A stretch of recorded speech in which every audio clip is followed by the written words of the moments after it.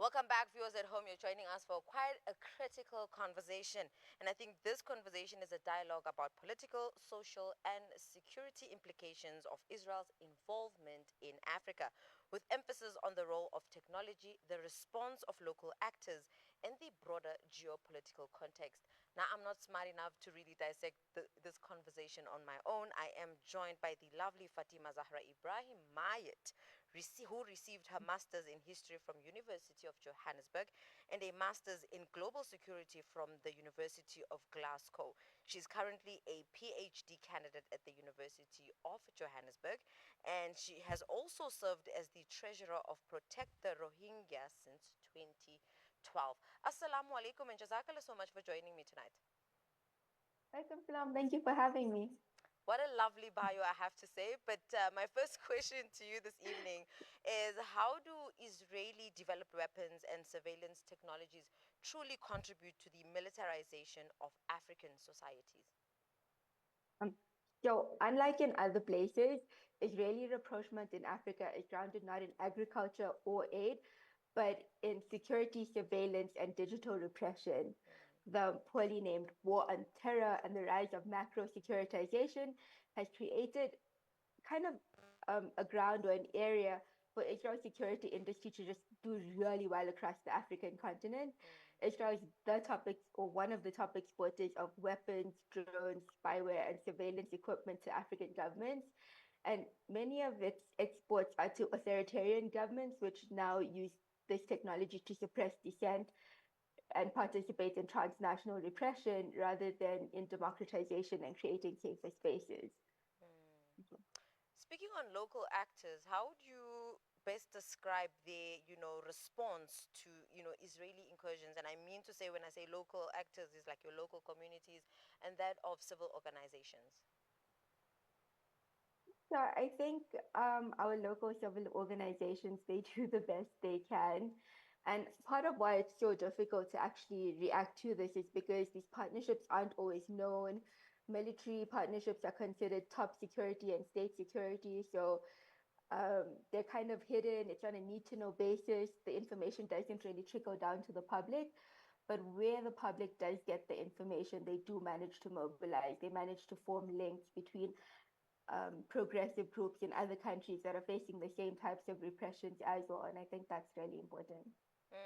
And I think the panel discussion that really happened yesterday, for those who were not part of it or just missed it, was, particularly discussing the Israel's historical engagement with African countries, particularly during the struggle of, or rather against apartheid in South Africa. How do these past relationships really inform our understanding of current Israeli interventions on the continent itself? It's interesting because people on the continent, activists, even progressives from other continents looking towards Africa, they think because we have a shared history of oppression and settler colonialism that African states are 100% behind the Palestinian cause.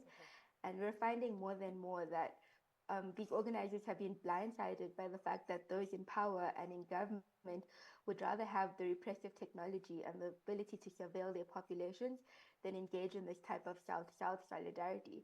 And so even though like Africa's relationship with Israel over the last 80 years has been somewhat tumultuous, for the is in there were periods where the continent as a whole was really close to Israel, and then other periods like in 1970s where there were no ties at all, shaped for like four countries.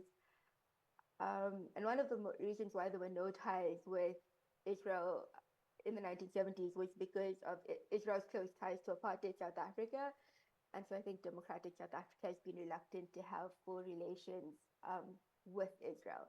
But on the other hand, Africa is a really, really important place for the Israeli regime. Not only does it provide markets and raw materials, but Africa is also really close to Israel's Arab neighbors. And one of the theoretical things that they discussed yesterday was Israel's foreign policy towards Africa being driven by something called the periphery doctrine. And it's this idea that Israel wants to have closer ties to Africa because we're closer to its Arab neighbors. The plight of Palestine really has shed light and really opened our eyes in terms of seeing how we, through our purchasing power, have contributed to, what is currently happening. But I think most importantly, there's so much critique going on, or rather projected to, or rather not even projected. There's so much criticism on our mainstream media, often highlighting how it has failed to accurately inform people and truly portray the scope of Israel's interference in Africa. How do you assess the role of media in shaping public awareness as well as understanding of these issues? I think the role of media is absolutely key to shaping understanding and awareness for these issues. And we cannot allow the framing of media from the global north to show how we look at the relationship Mm, between Africa and Israel. Just because media from the global north or mainstream media prefers to look at it through the lens of diplomacy, development aid, cooperation, agriculture, and water, it doesn't mean we can afford to sideline bigger issues such as arms deals, surveillance, security collaboration, and that kind of thing, right? So we mm, need deeper reporting on these relationships, absolutely. And the thing is, because deeper reporting is always left to independent media or alternative media outlets, they don't have the kind of resources or reach that mainstream media does. And so they do their best, but obviously you need a lot of money and time and expertise to dig deeper into contracts and agreements and relationships to see what's really behind the door. mm. And now, speaking on that, I want to find out from you, what would you say are, if there are any, distinct patterns or similarities in, approaches of engagement? Because we're seeing that when you look at Israel's engagement in Africa, and when you're comparing it to the actions of other global powers like that of China and the US, do you see any distinct patterns? Absolutely. I think because while there are some commonalities in using aid, security, and diplomacy with like Israel, China, and the US, Israel's approach is slightly different because it uses its niche expertise. I mean, almost every Israeli citizen has to join the military, and so they all come back with some kind of military and security expertise, right? And so Israel uses this expertise as an important driver of their foreign relationship, and they also use it in their pursuit of recognition and legitimacy on the international stage. And this is not new, right? Israel has been using its military security as diplomatic currency from the 1980s, and it continues to do that. Israel is like looking for stronger ties with African states, help it to get support for itself in the international arena. Essentially, Israel is providing security and development to African states, and they have bought themselves voting in the UN and legitimacy through normalization. And these are things bigger powers like China and the US don't need to do. Hmm. With that being said, just looking beyond the present, what steps can be taken to effectively resist Israeli interference in Africa while also protecting the continent's interests? I think this is really hopeful from my side, but I think to resist Israeli interference and to challenge exploitative forms of external engagement while protecting the continent's interests, you need like a very multifaceted strategy. You can't just be asking for one thing. And most importantly, I think we need um, an understanding of African agency and African unity, and that the continent is not beholden to certain, or it needs to not act as if it is beholden to certain actors. There needs to be stronger unity, and especially within regional mechanisms, so that the continent can negotiate as a bloc, right? And then from the civil society side, I think we need to push for greater transparency on international agreements, especially when it comes to arms deals, security, natural resources, civil society, investigative journalists. These are all critical to this process. And also, I think an important thing is to reclaim historical and political narratives, right? Just because Israel portrays itself as a survivor of colonialism, it does not mean it is. It cannot want to be cooperating with us on the basis of a shared solidarity, a shared history of oppression, while actively carrying out the oppression and occupation of Palestinians. Mm. There's something that you just shared currently, and I think looking at the fact that organizations should really push to sort of hold the elite, or rather a government in question, to account. But seeing how, in a more micro aspect, to say, as much as, they'll talk about, no, we do include the public, but then there's certain things that are hidden.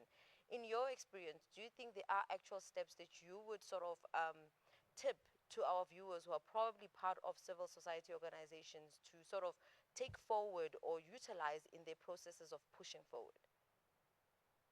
I think to keep asking questions to power is very, very important. So if you have access to these rooms where these deals are being made or where people who make these deals are, to question them. And also, I think when you find out things, to highlight it and make it known to the public, share it with media spaces.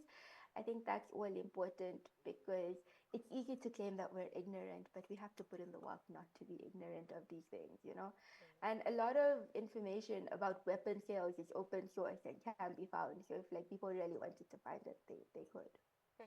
Now, just to close off our conversation, Ms. Maya, tonight, do you see the potential for a more equitable and dignified engagement between Africa and the global community? Um, I would like to hope so. I think part of being Muslim is that we stay hopeful. So I'd really like to hope so, especially in this upcoming world or international society where resources are what is key and Africa traffics in a lot of resources. So, inshallah. Inshallah. Jazakallah so much, Ms. Mayet, for joining us tonight and really giving us an insight into things. You know, usually when we talk about Israel, it's more focused around what's currently happening in the genocide between Israel, carried against the people of Palestine. But we never understand on how they are actually within the continent itself that we are currently inhabiting. And I think this brought us a very different perspective and horizon to that. Jazakallah so much for joining us. Thank you so much. Viewers at home, that was my guest, Fatima Zahrah Ibrahim Mayet, who is a master's in, who has a master's and also a candidate of a PhD degree at that. But viewers at home, hope you guys did enjoy that conversation.